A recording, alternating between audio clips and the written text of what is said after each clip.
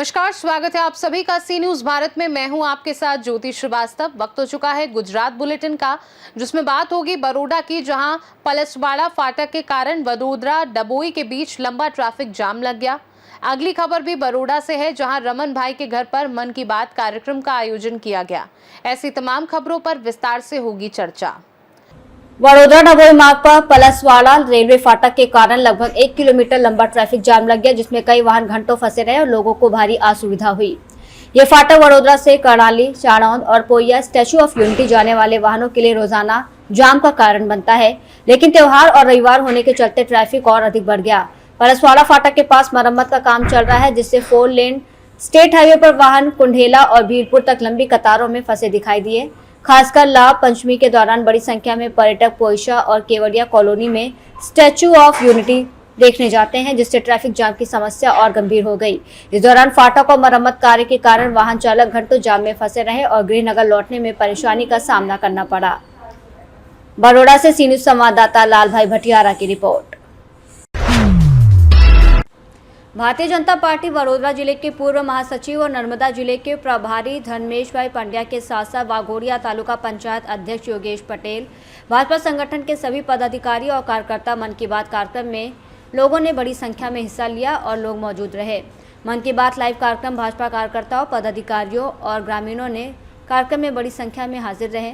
मैं बता दें कि मन की बात कार्यक्रम के साथ स्वदेशी उत्पादों के उपयोग का संकल्प लिया गया। इसके तहत स्वदेशी केले के पत्तों से बनी कटोरी में चम्मच से खाना खिलाया गया।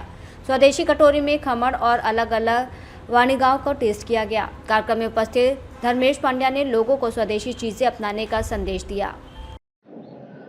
आज मन की बातना 127માં એપિસોડનું પ્રસારણ જે માનનીય વડાપ્રધાન શ્રી નરેન્દ્રભાઈ મોદીનું કરવામાં આવ્યું હતું, તે અંતર્ગત આજે સિકંદરપુરા તાલુકા બેઠક ખાતે વાઘોડિયા તાલુકા પંચાયતની સિકંદરપુરા તાલુકા બેઠકના અંદર સિકંદરપુરા ગામમાં માનનીય રમણભાઈના ઘરે, જે અમારા વર્ષો જૂના ભારતીય જનતા પાર્ટીના કાર્યકર્તા છે, તેઓના ઘરે આજે આજુબાજુના સોસાયટીના ગામના લોકોએ ભેગા થઈને લગભગ 50થી પણ વધુ લોકો આજે ભેગા થઈને આ કાર્યક્રમ નિહાળ્યો।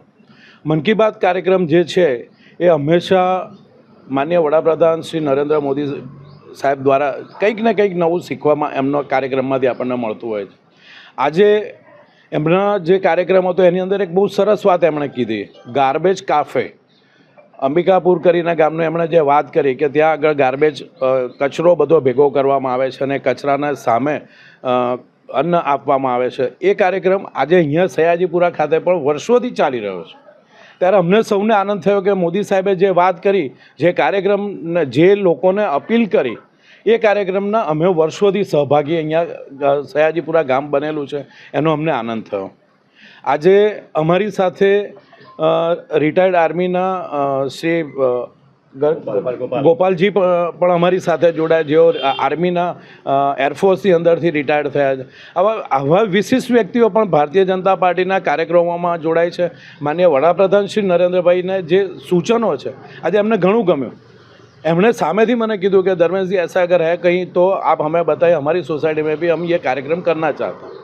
तो આ જે કાર્યક્રમ છે, મન કી બાતનો કાર્યક્રમ છે, એ એક સામાજિક સંદેશા માટેનો કાર્યક્રમ છે। અને આ કાર્યક્રમની અંદર આજે વાઘોડિયા તાલુકા પંચાયતના પ્રમુખ શ્રી યોગેશભાઈ, રમણભાઈ, તાલુકા ગ્રામ પંચાયતના સભ્ય શ્રી મુન્નાભાઈ અને ભારતીય જનતા પાર્ટીના સૌ કાર્યકર્તાઓ ઉપસ્થિત રહી આ કાર્યક્રમ અમે સૌએ નિહાળ્યો હતો। ધર્મેશભાઈ, આમાં ખાસ તમે એક સુંદર આયોજન કર્યું કે સ્વદેશી વસ્તુ જોવા મળી, આનો ઉદ્દેશ્ય શું છે? ચોક્કસ, આની પહેલાંના એપિસોડમાં માનનીય વડાપ્રધાન શ્રી નરેન્દ્રભાઈ મોદીએ સૌને અપીલ કરી હતી કે હર ઘર સ્વદેશી, ઘર ઘર સ્વદેશી। આજે સૌ કાર્યકર્તા ભેગા થયા હતા। આજે લાભ પાંચમનો પવિત્ર દિવસ પણ છે, એટલે સૌ કાર્યકર્તા માટે નાસ્તાનું આયોજન કરવામાં આવ્યું હતું। અને એ નાસ્તાના આયોજનની અંદર આજના કાર્યક્રમની, અમારા આ મન કી બાત કાર્યક્રમની આજને અમારા કાર્યક્રમની વિશેષતા એ રહી કે અમે કેળના પાનની બનેલી ડીશની અંદર અમે નાસ્તો આજે અમે બધાએ લીધો।